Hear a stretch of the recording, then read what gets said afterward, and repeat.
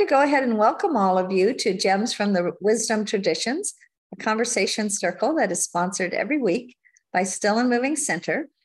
And it really is in the hopes of us tapping into our own internal wisdom that we look for inspiration to the different traditions around the world that embody some aspect of the inheritance of humanity in terms of some holding of a nugget or a whole gold mine of wisdom. We are very fortunate to have someone that I met on the plane when I was planning to spend an entire 5.5-hour trip away on my laptop. And he was just too fascinating of a seat partner for me to do that. I didn't get a lick work done.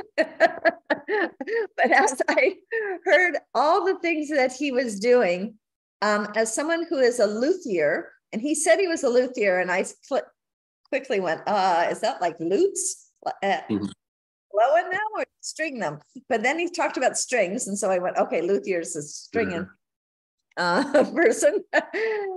And I heard that after he had landed in Hawaii, he very quickly got enmeshed in the musical community of Hawaii and actually just started making connections that the very musicians themselves didn't necessarily have firmly attached. And so he's done a tremendous work. He has several nonprofits that he works under to help to preserve the Hawaiian musical tradition. And I'm just in awe of this man. Oh. Hand it over to you, Kilin. Thank you. Aloha kako, everybody. It's really wonderful to be here with you. And thank you, Renee, for that really wonderful introduction. It was my pleasure to sit next to you on that airplane ride and hear all about the Still and Moving Center, which is equally inspiring to me. And as she mentioned, my vocation is that of a luthier, one who builds and restores string instruments, musical instruments. And I fell into this work when I was about 11 years old. I grew up in a musical family, and I started taking apart all my family's instruments. And they insisted that I apprentice with a luthier in Berkeley, California, and learn how to put them all back together.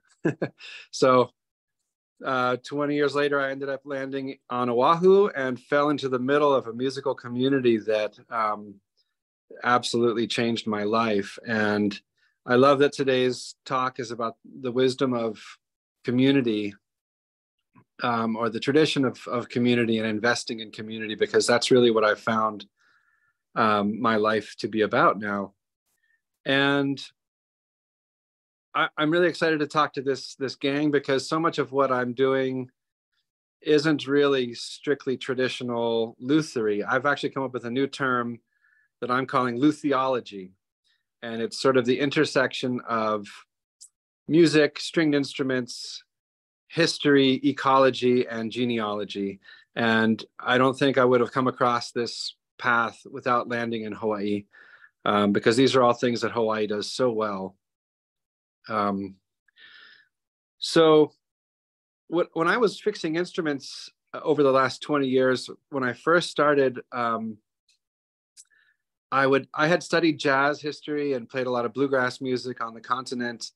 And when I landed here, I was just in awe that Hawaiian music sounded so familiar to me and was at the same time so uniquely different. And every instrument that came into my repair shop arrived with a person. And as I started to really hear the stories that these folks were sharing with me about their family traditions, their own musical culture, how their ancestors had traveled around the world in the early 1900s into the 1920s and 30s, I really kind of was amazed at how I had never heard about all this. And then as I began to learn more about the political history of Hawaii and the sort of colonial, agenda to present Hawaii a certain way to justify everything that's happened over the last 150 years, it started to really seem like the Hawaiian community hadn't gotten the proper amount of credit and recognition for what they had accomplished.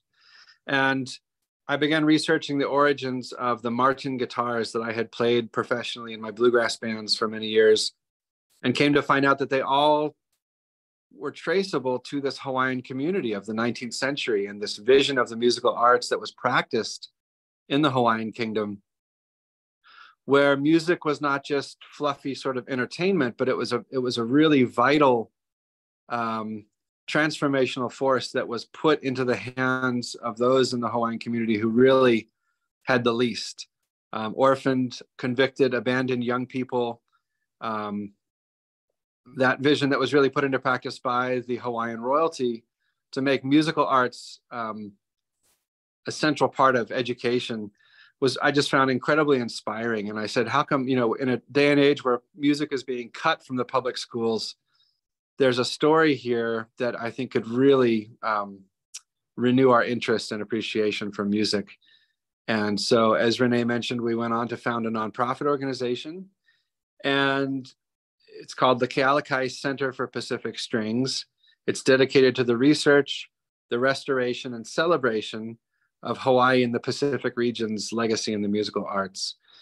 And that work has just kind of continued to take off and grow. We recruited the official partnership of the Martin and Fender guitar companies, the two biggest, oldest string instrument companies in the United States. And I think what I'm excited to address today in relation to this concept of community is that I've really found our role not so much to tell stories as it is to support community members in telling their own stories. And it may not seem like a big difference, but for so many people in Hawaii, their voices haven't really been honored or respected and amplified. So a few years ago, I curated an exhibition at the Bishop Museum called Kaula Piko, the Source of Strings. And we drew together string instruments, everything from King Kalakaua guitar to Johnny Cash's guitar, the world's first electric guitar, which was made to be played in the Hawaiian lap steel slide style.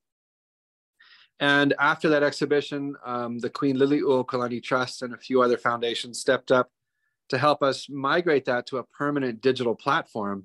And so now the Pacific String Museum it's live, and I'd like to invite everybody to check it out, pacific-strings.org.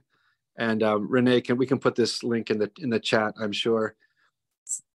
And this concept of supporting the community's voice, supporting kind of what we might call public history or public knowledge bases of the musical arts is really central to our vision. And so if you go to the Pacific String Museum, we have what we're calling string stories, where we've recruited descendants of these legendary Hawaiian musicians and luthiers, and we've supported them in telling their own stories. It's actually pacific-strings.org. Yeah, pacific-strings.org.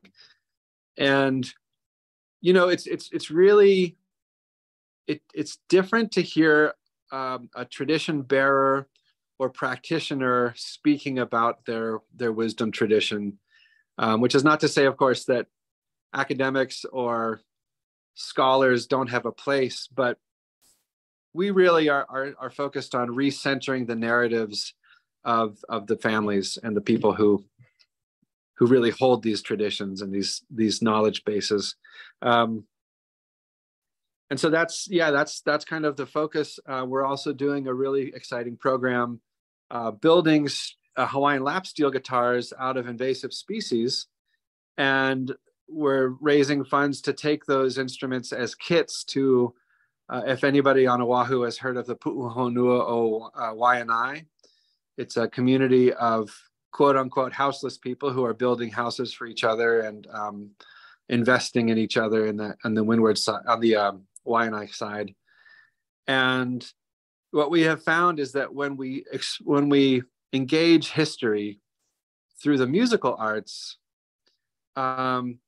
it can resonate with people in a way that oftentimes, if you're just talking about who conquered who and who won what battle and who politically overthrew who, it's very dry and sort of impersonal. But when you talk about who wrote songs with each other and who invented new instruments with each other, it's a very uplifting and inspiring perspective to engage history through. And so Hawaii, of course, is such a musical place and such a deep, really long-running leader in the world of music, that it's fantastic work to be doing here. So if anybody has interest in taking part in one of these workshops, you can build your own Hawaiian steel guitar that you can take home. And then we have steel guitar teachers that we're hooking people up with. We want to design also an ukulele that we can build out of invasive species, and try to inspire a conversation about, what do we do with all the timbers that we don't want, instead of throwing them away or burning them. Can we make music with them? And I think that's kind of a great metaphor for a lot of areas in life. So yeah, I'm happy to open it up and answer some questions, or I want to hear from all of you about what music is in your lives. And yeah, did I talk? That was about 15 minutes, Renée. Oh, that was a wonderful start, Kilin. Well, I guess I'm not sure that I kind of framed our conversation for today by mentioning that the actual topic for the week at Still and Moving Center is creators of beloved community. So that phrase, I knew that Dr. Martin Luther King Jr. had used it, and I knew that he had not originated it. And so I looked it up, and evidently he got it from the work of Josiah Royce. And I like to read a little paragraph. This appeared in Psychology Today in January of this year by Susan Pollack. Where did the idea of beloved community originate? It turns out that Josiah Royce, a philosophy professor at Harvard, developed the idea. In 1913, Royce wrote, "My life means nothing, either theoretically or practically, unless I am a member of community." He observed that besides the actual communities that we experience in our daily lives, there was also an ideal beloved community made up of all those who are dedicated to the cause of loyalty and truth. Royce did not see the community as a static object, but as an all-embracing radical idea of unity for the whole human race. Wow. So I guess my starting question for everybody is, what do you see as elements of beloved community? Maybe something in what you're hearing in Kilin's conversation, in tracing kind of ancient lines back, or very old lines. You'll have people bring in a broken instrument that may go back a number of generations, right? And they may have some sort of story behind it. Is that true? Oh yeah. People pass on instruments, kind of like family jewelry or maybe furniture, classic heirlooms. And what's special about instruments is that they have a voice, and really, in a sense, they're sort of like entities.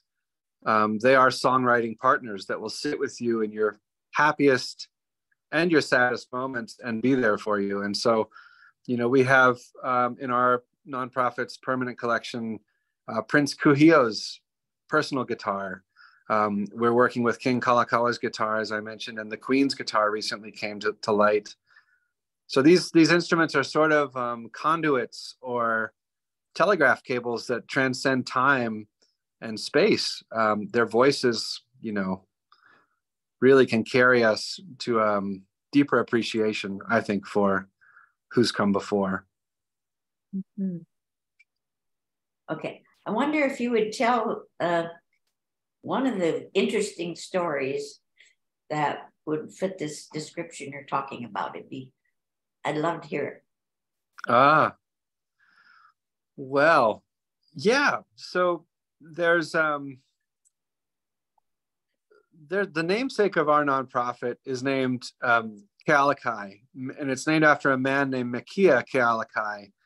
And I had been playing a Martin guitar my entire life in bluegrass bands, like every other, guitarist, from Bob Dylan to Johnny Cash to Paul McCartney. The Dreadnought Martin guitar is probably the most famous acoustic guitar in the world. And I came to find out that it had its origins here in Hawaii, but I wanted to know more. And so I started tracking down everything I could find about this fellow. And turns out he was a famous composer of Hawaiian song, and he had learned music from Queen Liliuokalani when he was a young boy.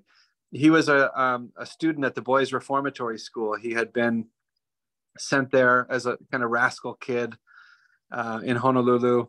And the more I learned about his life, the more moved I was to continue learning and studying. And one of the compositions that he wrote is a song called Pohai Ke Aloha. And it's a very famous Hawaiian song. And in that song, he talks about these 3 trees that were down by the waterfront of the house where he lived out in Ewa Beach.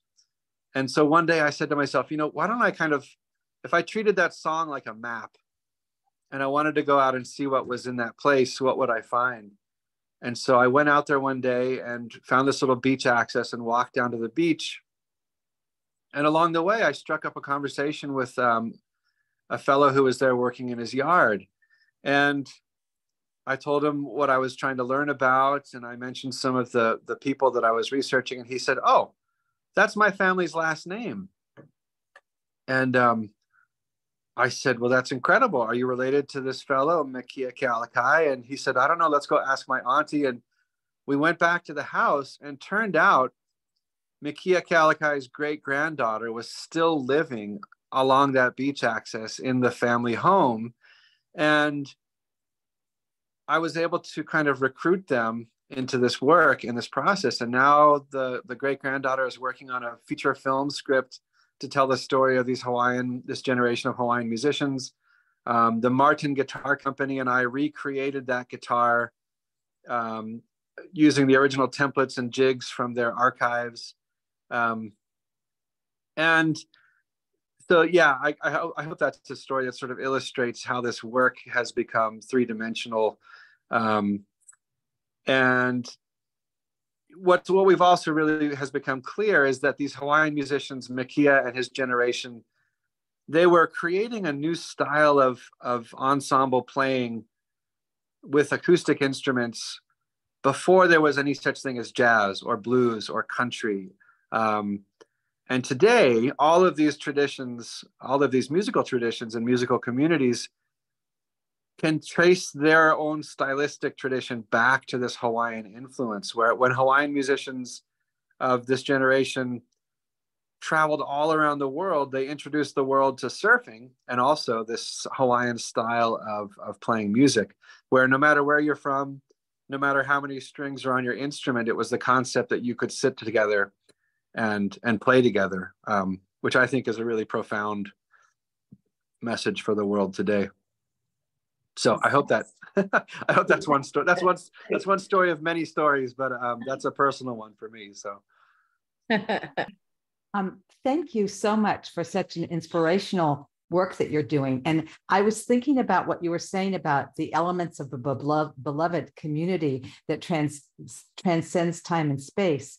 And it's a commonality, I think, before religions or even speaking or feelings. It's before politics. You said it's a place that people come together and share their love and their feelings around music that has nothing to do with what we're thinking, and I see that in other forms, even more so than religions. Religions tend to have their own ideologies, and they can be separating if they're not, I mean, yes, they're supposed to be inclusive, but a lot of them aren't. So it's like feeling that's not about thinking and trying to convince someone else. It's just a joining together. And really, you talked about the transformational force when you bring people of all different types together. It's like an orchestra, different sounds and different music, and everyone's playing their own thing, but it comes together.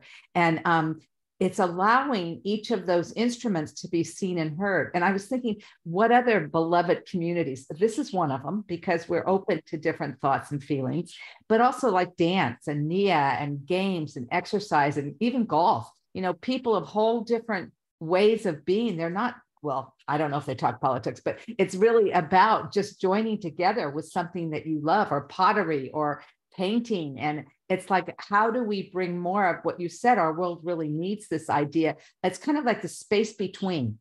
It's a space that we create that allows us to come together without the constricts of our differences. And I think that's what we're missing in the world today. And I think that you're being able to share this, and even your pacificstrings.org, just being able to share these stories and having a voice to it is so important. And to me, that's the elements of a beloved community.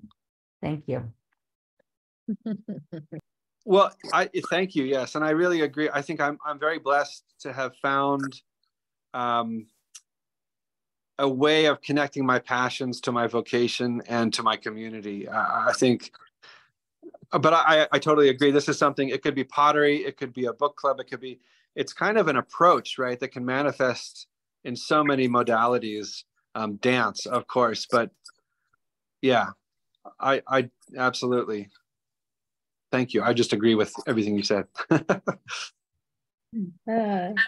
I'm wondering if you connect singing or dancing with the string music you create, thus bringing in a more holistic expression of what human beings are capable of, or what might be, in a sense, create a community just of multiple arts.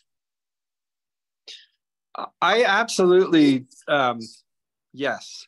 And I would say that this notion of lutheology that is sort of taking shape, it sort of starts with the concept of string instruments. You know, they're, in a sense, they're just boxes with strings stretched across them. And if you step back and really think about it, they're a resonating chamber. That's all they really are. And from a lutheological perspective, we might just look at how do we amplify sound? And of course, that's what we are, our lungs, our voices. There's a term in Hawaiian scholarly circles called logogenetics. And that is, everything starts with the word, that the poetry and the human voice is the beginning of song and composition. And that's a perspective that we've embraced in our work.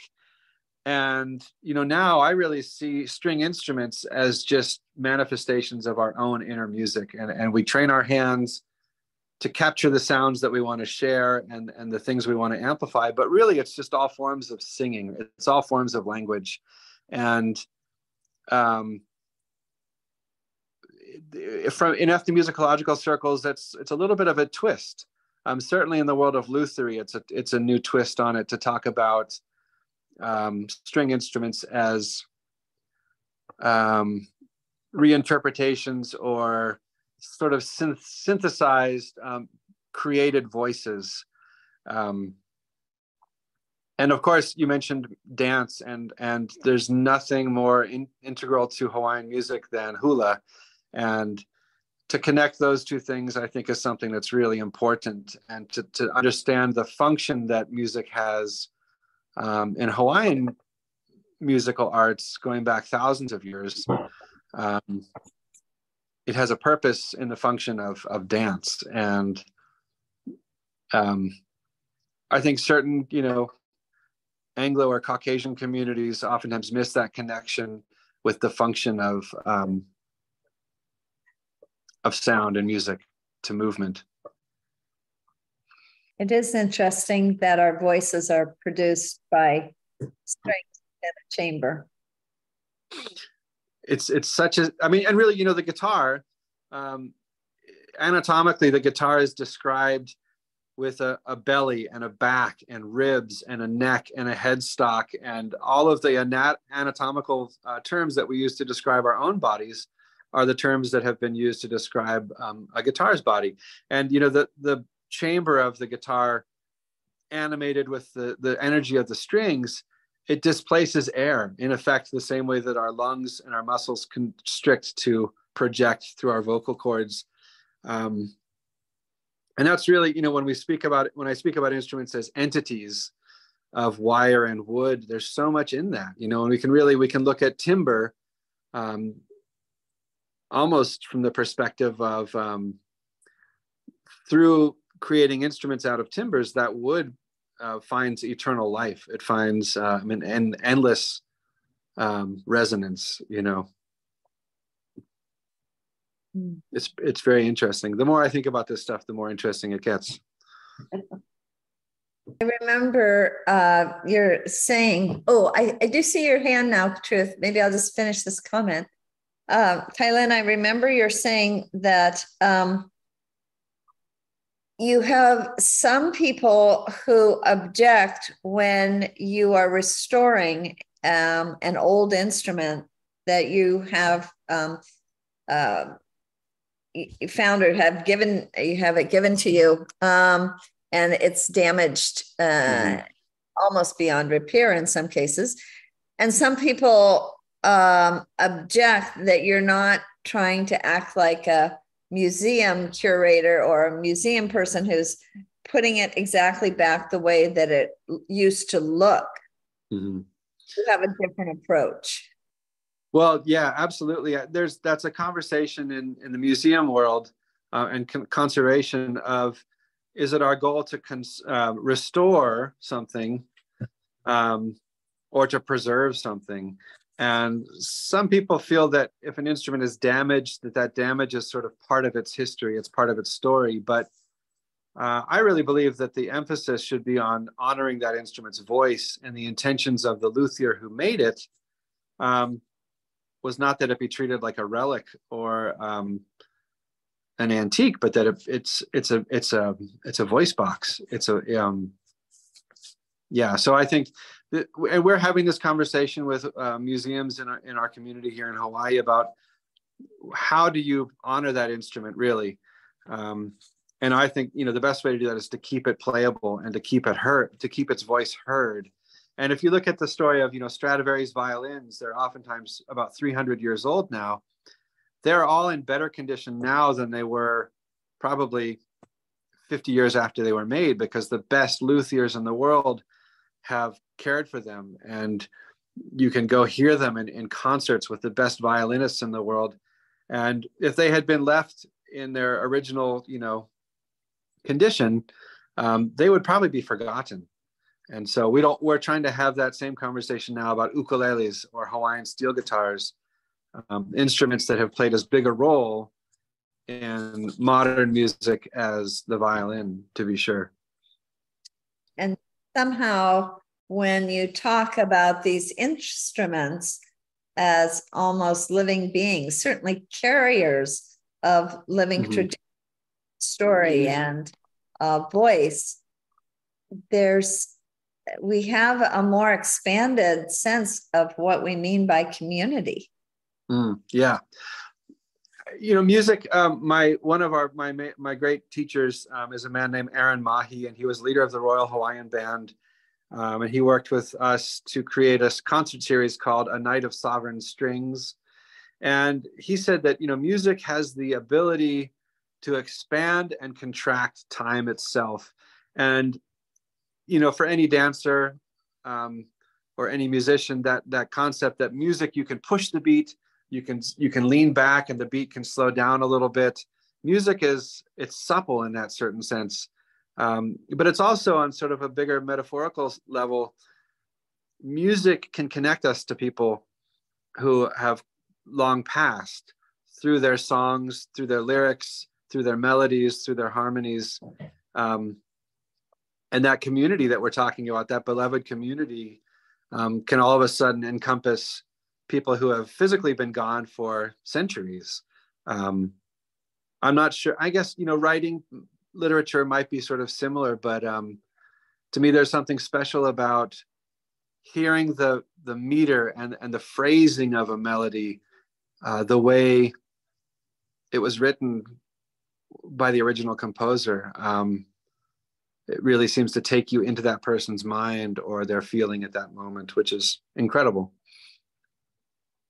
And I do recall how you will go to antique shops or secondhand shops and shuffle through sheet music to find very sheet music that have maybe come out of people's attics and so on. Yes, it's a big part of our research. We have a program going with the Hawaii State Archives now to digitize over 20,000 recordings and to make them publicly accessible. And these recordings go all the way back to the very beginning of the recording industry, 1904, which is pretty incredible. I'm going to call on Truth, who actually is connected with the entertainment and music industry. So I'm really curious about what you have to say about all this, Truth. Yes, I do lighting, and I was I read a book maybe 20 years ago, Nada Brahma, Music in the Landscape of Consciousness, and I put it in the text so you could see that in the chat. I mean, and in there it talked about John Coltrane and also I guess you could call it Indian music, and the relationship between that and jazz. And so I was just kind of curious about the relationship between ancient Hawaiian music and other parts of the world, like maybe Indian music. And like if Hawaiian music influenced what you described, then what was the interaction with Hawaiian music and the rest of the world before that? That's kind of my question. It's a really interesting question, and there's a big chapter in the story of Hawaiian music and its connection to India.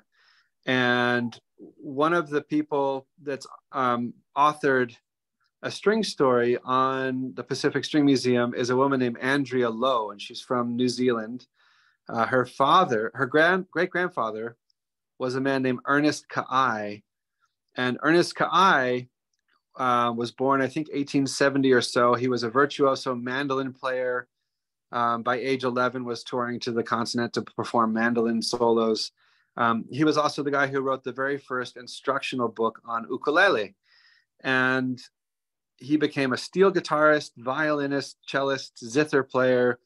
And in his travels with his Hawaiian string band, he ended up going to Calcutta. And this is about in the 1920s. And in Calcutta, he inspired this whole wave of Indian Hawaiian steel guitar players. And to this day, there is a man named Vishwan Bhatt, is his name. I can look it up and share it with you, but there's now a whole tradition of Hawaiian steel guitar, classical Indian music. And they build these Hawaiian lap steel guitars with all these sympathetic, like sitar style strings. And so that's one interesting connection.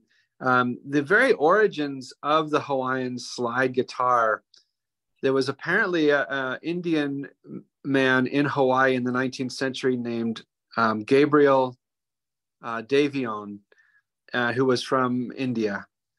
And in India, there's a long tradition of course, playing instruments with no frets, so kind of a sliding up and down sound. And there was a tradition, there's an instrument also that uses a blown glass bulb to slide up and down the strings. And so some people have speculated that it was this young fellow in Hawaii who had shared that technique with the early, Joseph Keikuku, the inventor of this Hawaiian slide style.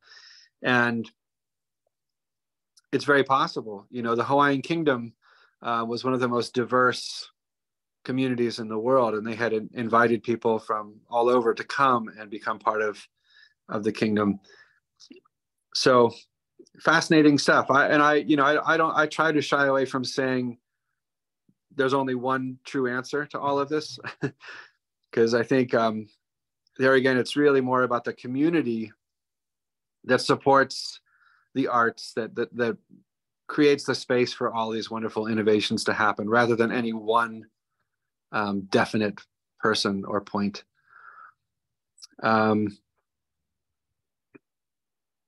Debachish Bhattacharya is the Indian, classically trained Indian Hawaiian steel guitar player, and he has recordings out. You can check him out. Thank you very much.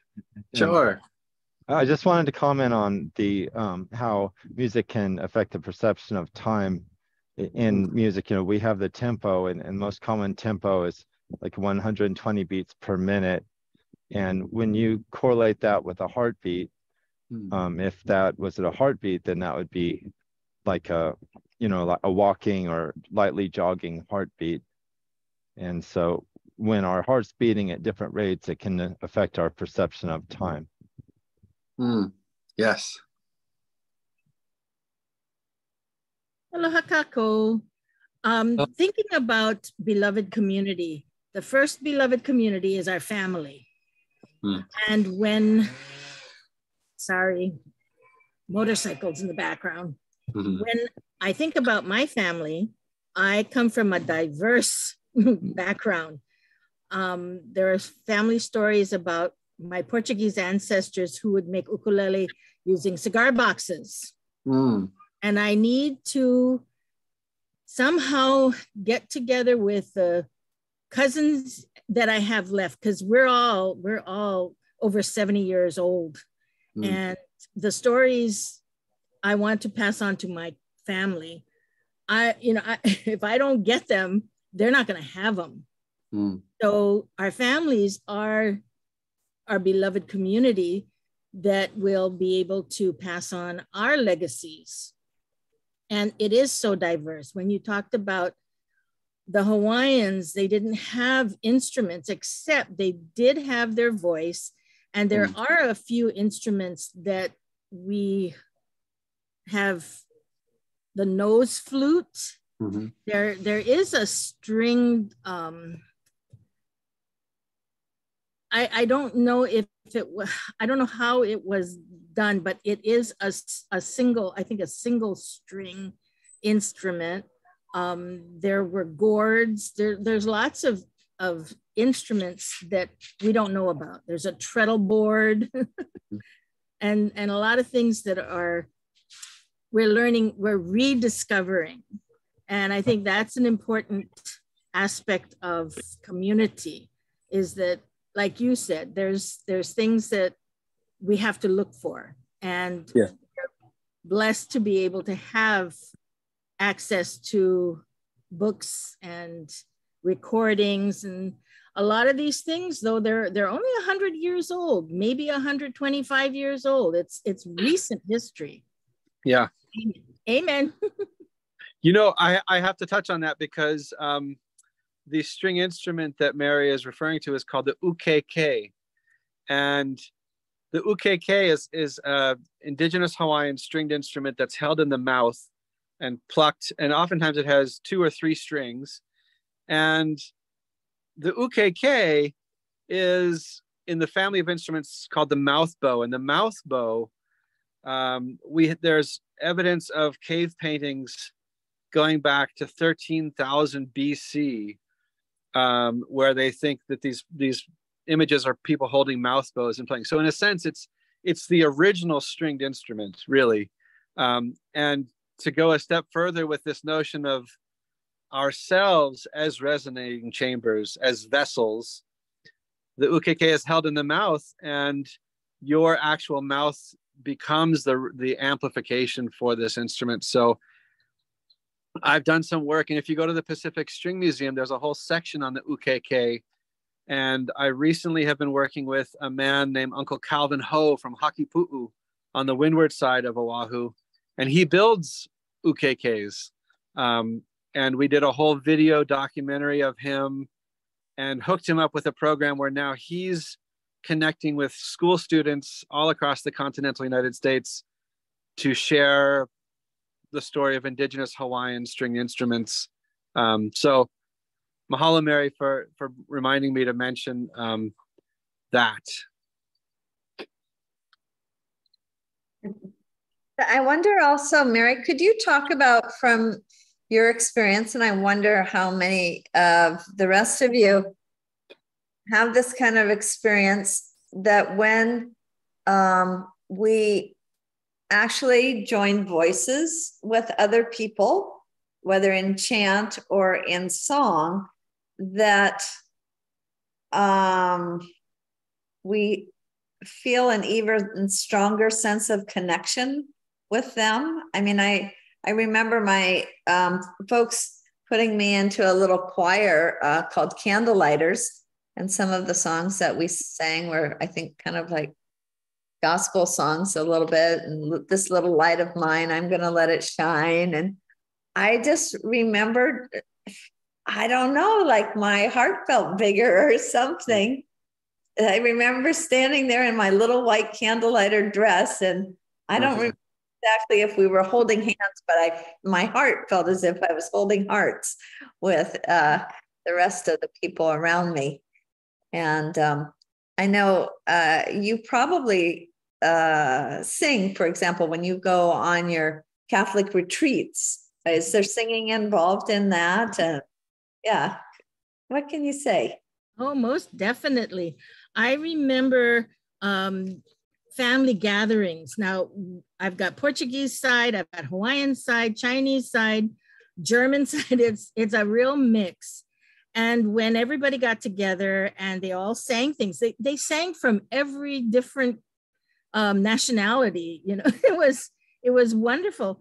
And there was so much laughter and camaraderie that, you know, there were never any fights. That never happened when I was growing up. And now you hear about these other things that are going on. And I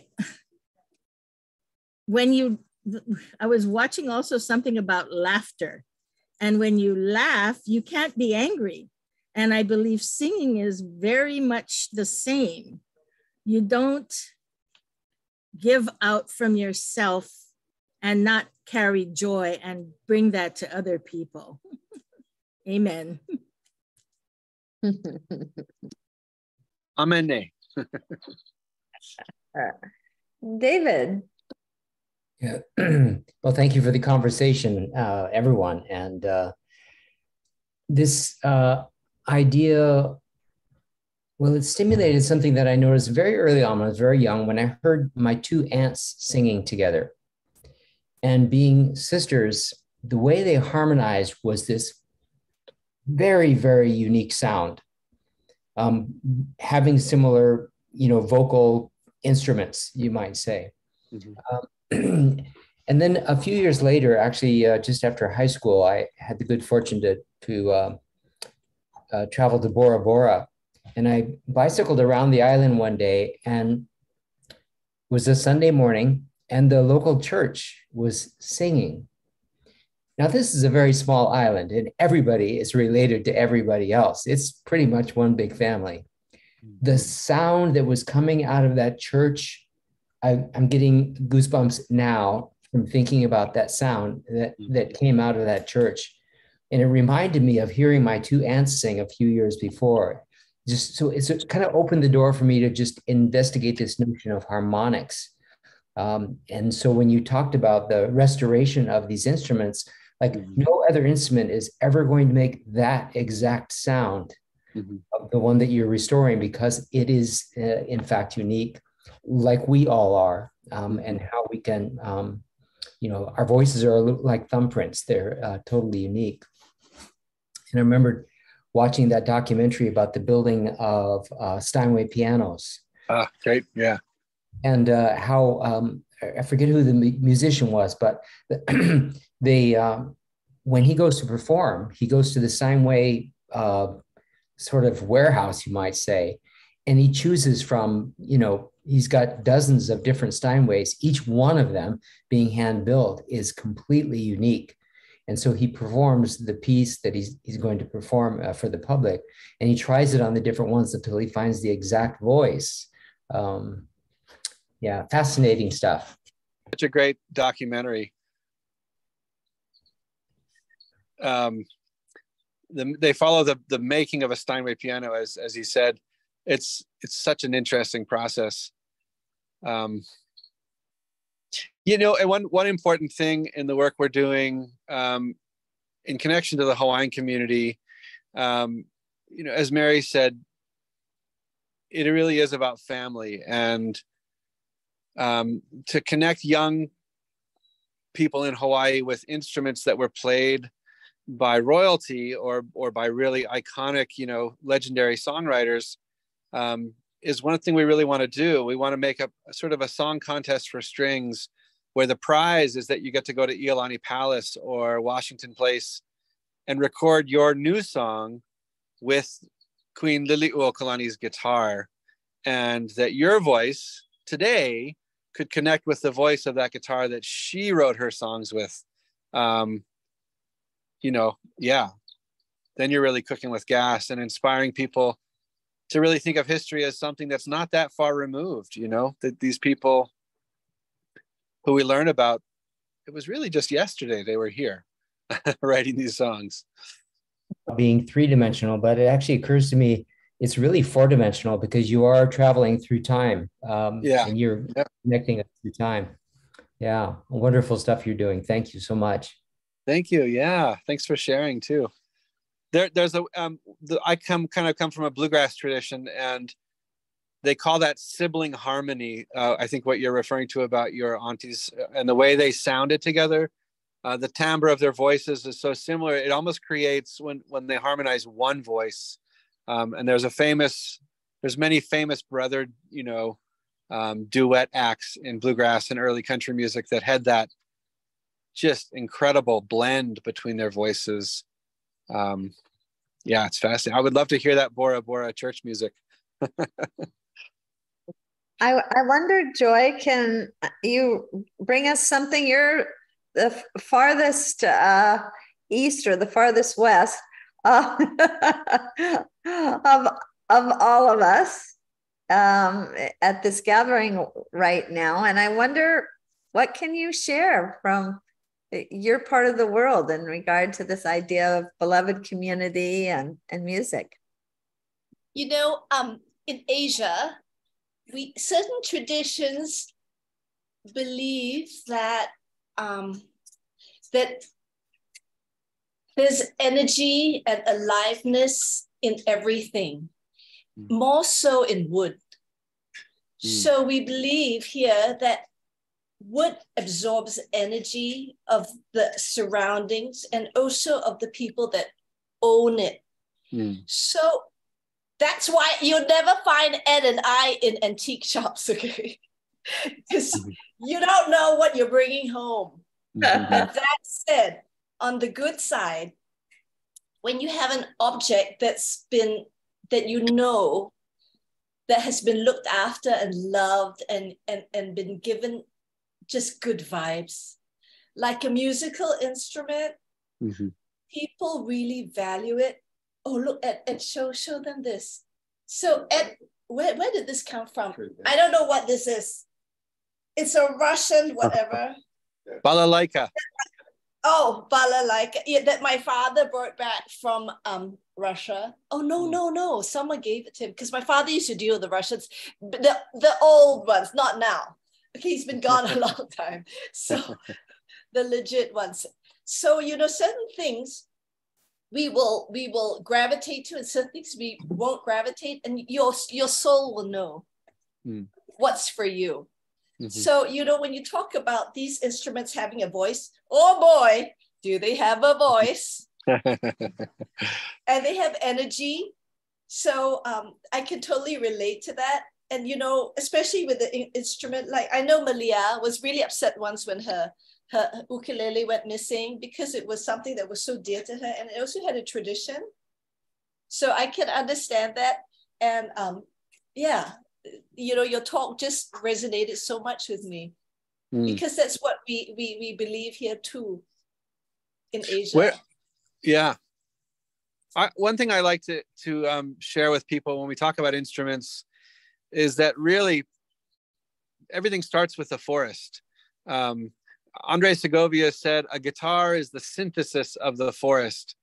And we kind of took that and expanded it a little bit to say string instruments are the synthesis of a global forest. And that one instrument will have African ebony and Brazilian rosewood and spruce from the Adirondack Mountains or Italian Alps. And to me, it's a great metaphor for how we as timbers, we as vessels, you know, are really better in community when we're part of a beloved community. So yeah, you do have to be careful. Some instruments show up with some you know, heavy echoes or mono, you know, and I appreciate what you're saying, Joy, because wood does take the imprint, you know, of what it's told to do, for sure. So it can, when used well, be a conveyor of all kinds of love, of all kinds of high and noble thoughts, and of this sense that that our person Josiah Royce was talking about, this radical idea of unity for the whole human race, can sound through the strings of these instruments, and it sounds like, from what you're saying, Joy, perhaps even more in a wood-based instrument than in a metal instrument. So they can help to hold beloved community within themselves. And that's why, to me, Kilin, when you talk about not just preserving an instrument, but restoring it so that you can restore its voice, you're restoring its life. Yeah. And that's, you know, what's incredible is that with our care, these instruments can really last forever. To think that you know, a gathering of timbers that's crafted and shaped and then put under the tension of strings can live for hundreds of years. That's quite remarkable. Well, this has just been marvelous. Why don't I tell you about what we have on the deck for next week and the week after that.